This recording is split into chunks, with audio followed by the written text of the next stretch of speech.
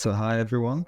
Thanks for thanks for coming. I'm just going to talk a bit today about what we do at the Supplant Company. I'm Tom Simmons. I'm CEO and founder of the company, and particularly going to speak a bit about what we're doing in sustainable and healthy baking. And really, what we're trying to do at the Supplant Company is we're building an ingredient platform, a really specific approach to make a brand new ingredients, a brand new range of ingredients for the food space, with a lot of focus on bakery, really focusing on those two core pillars, which we see as the two big pillars that are the main drivers for a lot of the innovation that is happening right now and will happen in the future on health and climate. And we think using this approach that we've taken, not only can we address some of the biggest issues in those two pillars in health and climate, but really it's one of the key ways that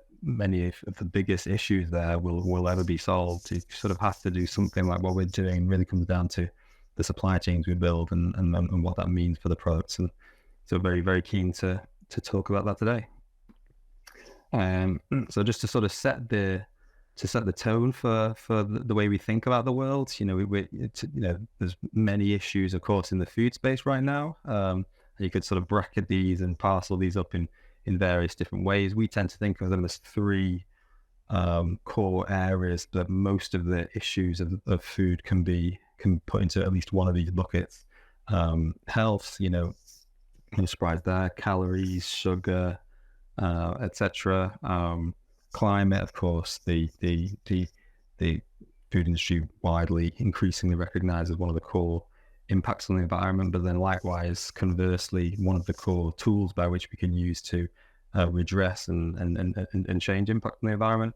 And then, of course, food security is the final one. How do we feed the population of 2050? We need 50% more food without 50% more land. How do we make sure countries are able to maintain food security in increasingly sort of geopolitically turbulent times? And we typically think of these things as ways in which you can bucket, as I say, almost all the specific issues that anyone might identify as major issues in the food space. But our sort of perspective on these is that that's maybe in some ways a helpful way of thinking around the issues in the food space. Really, these are not separate problems. Health, climate, food security, they're all part of the same food system. And really, to think about addressing the food system, you have to recognize that these are, as I say, systemically related to each other. And so any food innovation that really tries to make an impact on the food space really needs to think of these things as connected. And so for example, an innovation in the food space that makes healthier food products, but comes at the cost of the total output of the food industry, and of course that's going to be great for some people, clearly not great for everyone. Likewise, an innovation that makes more sustainable food, but does so at the cost of the nutrition of that food, clearly, again, on some metric will be great, on other metrics not necessarily great. So if you really want to have unambiguously positive impact on the food industry, which I think is what we should all be aspiring to do with any innovation, really need to think of these things together so as to avoid trading one benefit off from the other, really trying to have a holistic net positive on the food space. And that's really the sort of the impact grounding on which we think about what we do. So food waste is this sort of major issue, and we know from lots of bakers we speak to, particularly in the food service space, that food waste is this sort of major issue that people are aware of. Our observation on this is that actually, although food waste is a massive thing, although food waste is this very pervasive and significant cause of or challenge to food security and sustainability, actually the majority of what's wasted in the food system taken into account is actually typically not accounted for when people think of food waste. So every year around the world, the majority of the stuff that's grown on a farm is actually not what the farmer considers to be the food product, which is the grain, the seed, the bean, the oil, the sugar, the starch, etc. Rather, the vast majority of what's grown on farms around the world, we think about 2/3 of everything that's grown on every farm on every continent every season is actually not the what the farmer considers the food and what the food industry considers the food right now, but rather the structural parts of the crops. So the cobs, the stems, the stalks, the hulls. This is the most abundant stuff produced on farms. It's the most wasted stuff produced on farms. It's the cheapest stuff produced on farms. So it has this unique capacity right now to enable us to address some of these issues around health, climate, food security in one go. It's this, the agriculture's biggest untapped resource. And as I say, 2/3 of what's growing on farms is this stuff right now. So the food waste, the amount of food waste conventionally construed is just dwarfed by the amount of what you might consider agricultural waste, crop waste that happens further up the food system and isn't even accounted for in the metrics on food waste. So major opportunity, and really what we do in Supplant is we try and build science to enable us to turn this most abundant renewable resource from the agricultural space into healthier, more sustainable, and more secure food ingredients. Just then fleshing out a bit more about what's special, useful, interesting about these raw materials. So as I say, cobs, husks, hulls, stalks, stems, huge amounts of these materials are produced from all the major crops around the world. From a health perspective, these things are high in fiber. In fact, they're almost entirely what a nutritionist would call dietary fiber. Of course, these things are conventionally brought into the food system. That's part of the issue right now. But from a nutritional perspective, they are almost entirely dietary fiber. Dietary fiber, of course, is the single macronutrient that most people don't get enough of right now. So 95% of Americans don't get enough fiber. The one thing we don't get enough of, and it's the one thing we throw away the most, which is sort of a bizarre way in which our food system has developed, but that is what it is. And then likewise, it's low in the things that we get too much of. So it's low in carbohydrates, it's low in calories, it's low in sugars, etc. So it really fits into this niche of it has the core thing that we miss, and it misses the core thing that we have too much of already. From a climate perspective, maybe it's obvious, but yeah, this is the thing of the most wasted stuff in the food system. So this is a great opportunity to avoid crops being burnt on fields, crops rotting on fields, etc. We can produce more food with less environmental impact, so less land use per ton of food waste if we start using this material, less fertilizers, less pesticides, etc. On the climate side, and then on the food security side, of course, building from that climate story is, as I say, more food can come from the same acreage of land. And so, within any given nation, there's a huge amount of possibility to produce more food from the current agricultural stock that they have, the agricultural land that they have. And there's quite a few countries where you could really make them self-sustaining if we can find ways of using these raw materials.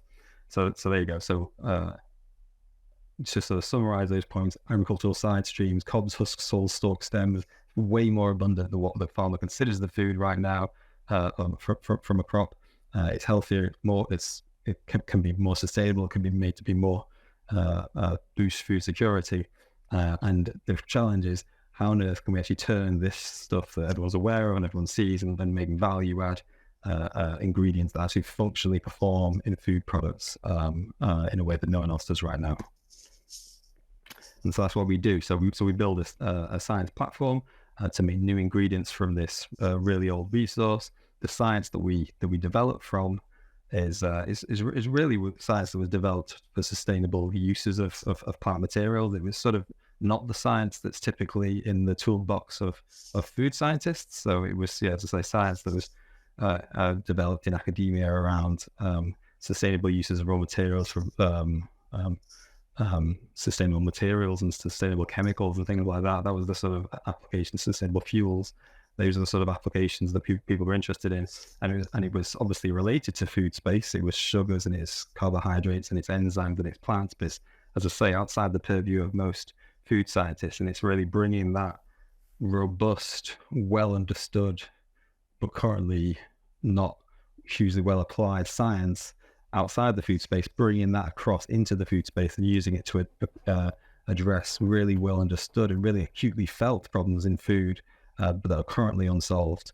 So it's really, connecting the dots between those two in a way that people have not done before. And that's sort of the unique perspective we've taken that allows us to, as I say, take an old resource that everyone is aware of and do something really special and really new with it. Yeah. So as I say, platform of ingredients is the thing that we're aiming to do here. And, we think the potential is really limitless. There's really so many things you could do with this stuff, as long as you can think about the science of how these fibers interact with different in different food matrices, for example. There's a huge amount of possibility to do with it, and the unique thing you can really do this is bulk mainstream applications in a way that can't be done before. And the reason for that is, as I say, it's the most abundant, most cheapest raw material out there, and so there's this huge application space that opens up that you can deliver supply chains into, if only we can get the science to work. So the first two spaces really focused on there, very much related to bakery and very much related to that general thesis, which we want to make health and climate impact that can go mainstream, that can scale, and that can hit price points that are suitable for mainstream adoption. And so the first two spaces we've gone there are sugar reduction and starch reduction. So maybe refined sugars and refined carbs, if you like to think about, or sweets and savories. And of course, very relevant to the bakery space. So the first ingredient, we call it sugars from fiber. As I say, it's, not only do we think you can do mainstream sugar reduction with this approach, but it's really the only way we can really do wholesale mainstream sugar reduction across the food system. And that's, to stress the point, if you want to do mainstream sugar reduction across the food space, you need a raw material more abundant and cheaper than sugar. There is nothing in the whole food system that's more abundant and cheaper than sugar right now. So you have to go outside the food system, and these agricultural side streams really fit the bill there. And so we think we can do something really special with this approach. Likewise, on the flour side, if you want to replace and reduce refined starches wholesale across the food system, you need a raw material more abundant and cheaper than starch. And again, starch and sugar are about the same, roughly, price, and they're both among the most abundant things out there. If you go outside the food system, these agricultural side streams really fit the bill as a raw material to do that. And so that's what we do right now. Sugars from fiber is on the market. We've made from primarily from corn cobs or oat hulls. So corn cobs are inside of the head of corn. If you eat off the grain, the bit that you sort of hold and you throw away, we make the ingredient from that, or oat hulls, which are like the coat of an oat grain that is waste from a porridge facility or an oat milk facility, for example. And we use an enzyme-based process to break down the fibers that are in those raw materials into sugars that the fiber is derived from. And those sugars behave like cane sugar is in food products, but because they're derived from fiber, they still maintain the health benefits of fiber. So low calorie like fiber, low glycemic like fiber, prebiotic like fiber. On the starch replacement, our first core ingredient is what we call grain and stalk flour. So we make it from a wheat plant, but instead of normal flour, which is made from grinding up the grain of a wheat plant, we make it from, no surprises for guessing, we make it from both the grain and the stalk. So we make it from both of the core parts of the crop. We can use more of the whole crop in total, and again, same sort of benefits. So these approaches have the same sort of premise. We use agricultural side streams for them. The process is slightly different to make the sugars sugars from fiber versus grain and stalk flour, and then the compositions that they create are somewhat different. Although of course they're both fiber derived, and it's all sort of biologically done, naturally done. It's not no chemistry in there. And then but then actually the benefits that they provide to the ingredients, and so the applications are of course different, but then the benefits they apply to the finished formulations are very similar. Again, so low calorie, low glycemic, prebiotics, low carbohydrate or low sugar, less land use, less water use, more sustainable, etc., etc. So it's the same basic approach, but we can really take this with these two ingredients across the entire food space, all the way from including savouries and sweet products. So that's sort of intro to the core two ingredients that we've launched right now. We launched both initially in partnership with Chef Thomas Keller. So many, I assume, will know him, but any of you don't. So Chef runs two triple Michelin star restaurants. Are his sort of most famous ones. There's the French Laundry in California. There's Per Se in New York. We launched both ingredients on the menus of his restaurants to begin with. So they're on the bottom left there, and Boujon Bakery, French Laundry, Per Se.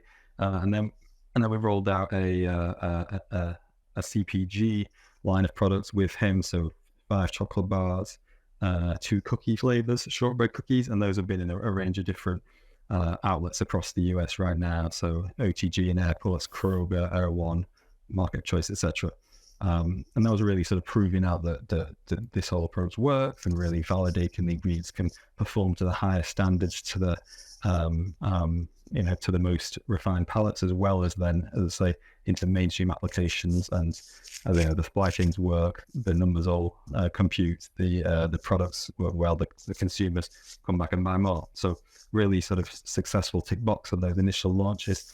But then really the vision for us as an organization is not to run our own chocolate bar brands. We're an ingredient, we're a formulation provider, we're a solution provider to business to business companies. And so right now we're rolling out and we're live with a bunch of B2B offerings with both the sugar and the flour, as well as mixes and formulations containing those sugars and flours. And so the baking basis, for example, for sweet bakery products, bread mixes for savouries, and to really enable professional bakers, as I say here, to deliver innovation at scale and speed. And the core proposition with all these, we need to have products that taste just like what normal products taste like, but have those unique benefits that we've spoken about before. So low carbohydrate, low sugar, source of fiber, can be low in calories, always with these upcycled, sustainable raw materials that use less land, less water, and likewise less emissions. And so launched with partnered with Chef Thomas Keller, and those are the cookies there. We just recently did a small partnership with Daniel Leader, also a US baker chef, who's really focused on exploring the savouries, baking with the flour. Yeah, and so that's everything. So thanks for listening. I am Tom, but just included here, our head of business development, contact Ruben. So very, very keen to hear from anyone who's interested in partnering or learning more. Very happy to provide more information and talk more. So thank you very much. And really looking forward to supporting everyone in delivering healthy, more sustainable food products with a more robust, secure supply chain for a better future. Thank you.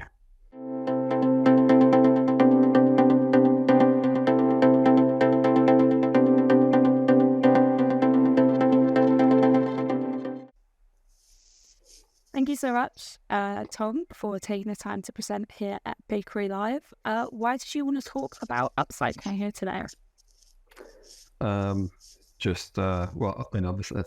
Aside from it being very related to what we do, it's just this sort of obviously in the consumer and the industry's mind, this sort of growing thing of growing importance, and so I really want to recognize the significance of that. And then as I say, like our take on it is it's one of the biggest opportunities that we have to actually to build a better food system holistically across all those metrics we talked about before, not just sustainability, also health and food security. And so it's what we do, and really want to make sure we're promoting that.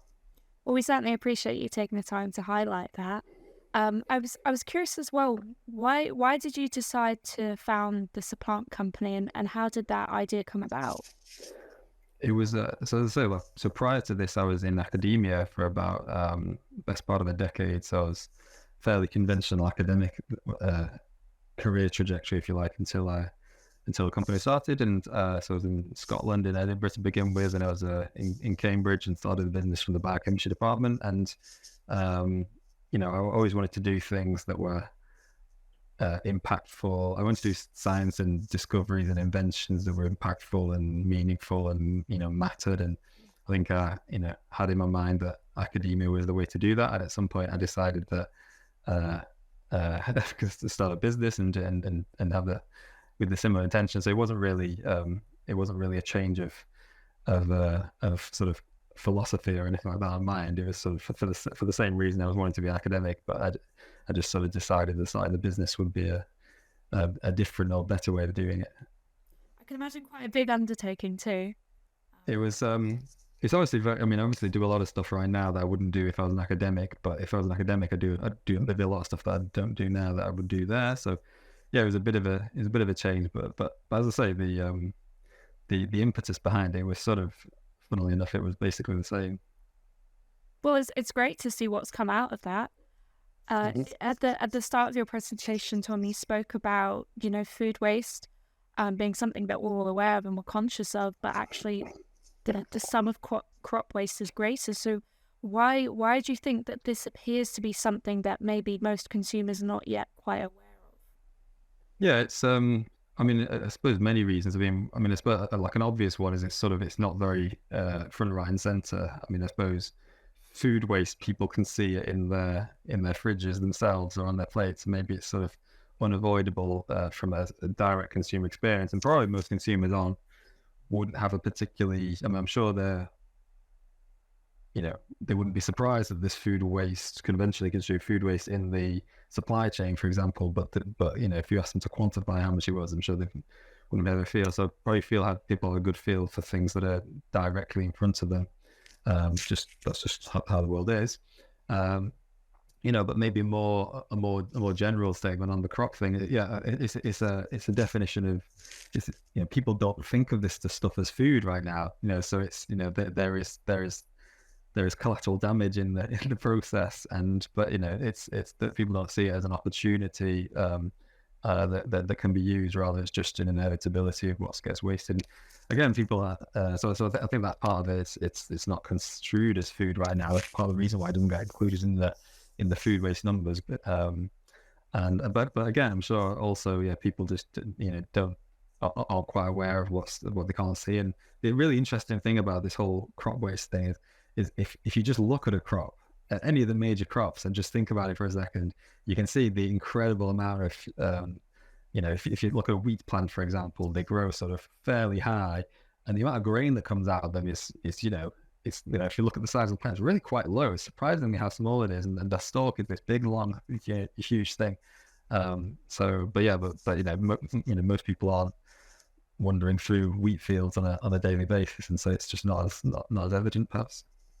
But we've seen, Sally, what can come out of upcycling this crop waste. In your presentation, you spoke about the ingredients that you as a company have launched that are applicable to the baking space. What were or have you experienced any challenges related to looking at ingredients to be upcycled and launching the ingredients themselves? And you mean business or regulatory or technical, or if you could talk about any of those aspects, all of the above, that'd be great. All of the above. So I'd say like on the regulatory, not really anything specific to the fact that they're upcycled. That in and of itself has never been a particular thing. Of course, there's challenges as you bring any ingredient to market. Obviously you need to go through all the sort of safety and standard sort of things like that. So, but nothing unique to it being upcycled. From on a technical, of course, a big challenge is like, how do we build these supply chains so we can actually cater to the opportunity? Because the opportunity is massive, but if you're really going to be, use all of this sort of crop waste in the world, you need to build entirely new supply chains that don't exist right now. So what are the stepping stones we take to go from being small to being large? And so we're got some way down that process right now, so we can really produce volumes to cater to real industrial food customers. But obviously, that's going to be a challenge as we go forward, and that has been a bit of a challenge to get to where we are right now, but we've done pretty well on that. And then from a business perspective, Yeah, no, I mean, I'd say broadly the consumer response is always very positive. It's, it can be a bit of it can be something of a complex story if we don't tell it right. It's there's a lot of there's a lot of things to say, and only a fairly small amount of time to get it across, and it's required a bit of a change of perspective to see the virtues of it. And so, we spent a lot of time with the company trying to work out what is the best way to um, convey this message in a way that is, gets across all the benefits, does it in a technically accurate way, so we can't say things that are inaccurate, but also it can't be confusing either, and it needs to be, regulatory, legally permissible, etc., etc. So spend a lot of time doing that. I think, we'll definitely evolve as we go forward as well, but we've got to a good place on doing that, and we know that, we can tell that story to journalists and to consumers and have them, regurgitate back to us that story, and so the message is landed and was well received. So this is so far so good on that as well. Yeah, I think it's really interesting, the point you just made about how to tell a story, because it's clearly quite a very interesting story. Yeah. I suppose part of the challenge of making it succinct but still informative is what you've had to do here today. Yeah, no, exactly. I'm interested as well to hear from you, Tom. How has the industry response been in terms of the businesses? Yeah, no, so again, positive. I think that obviously it varies across the what different companies are looking for, and even within a company can vary. Often we work with technical teams, and to prove these things work in applications, and often they end up being very technical, and so they're sort of far more, unsurprisingly, it's obviously interested in functionality, but also interested in what the nutritional table looks like. That's a big one. It's tweaking the numbers on nutritional tables as well as quality experience of the products, and then in marketing teams, then they start getting more interested in. That's where upcycling is more of a sort of pertinent issue, and how we can talk about that. I would, so yeah, it varies within the teams, and then in different industries. I know that the food waste thing, we really feel that as a one of the paramount concerns in the food space, in the food service space, tends to be, it's not zero, but it's not such a high priority in the FMCG or CPG space. So yeah, it varies into different partners. I'd say that there's always a bit of something that appeals to someone, and the sort of the hard blunt thing that sort of is the economic thing that sort of is the foundation of really what we do is that we think with, as I say, with these approaches, not only can we do, for example, sugar reduction in mainstream food, this is really the only way that's going to really be able to scale to price points and volumes that's going to be that's going to enable mainstream adoption across different categories. That's sort of the nub of what really sort of sells it into most places. Now, on top of that, there's the health and the food security and the climate, etc., and those tend to be more on a case by case basis for different partners. And so I realise that's a sort of fairly verbose answer, but there's no one answer. We don't shy away from verbose answers. So. Thank you for taking the time to speak with me at Bakery Live, and for talking about upcycling and how important a role it can play. We really do appreciate it. Thank you. No, great to be here.